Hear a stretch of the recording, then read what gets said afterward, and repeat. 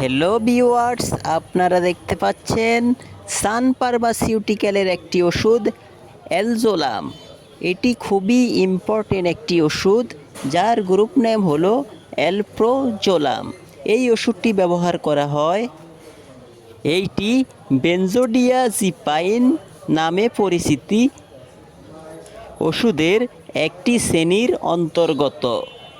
এইটি একটি প্রেসক্রিপশন ওষুধ যা উদ্বেগের চিকিৎসার জন্য ব্যবহৃত হয়।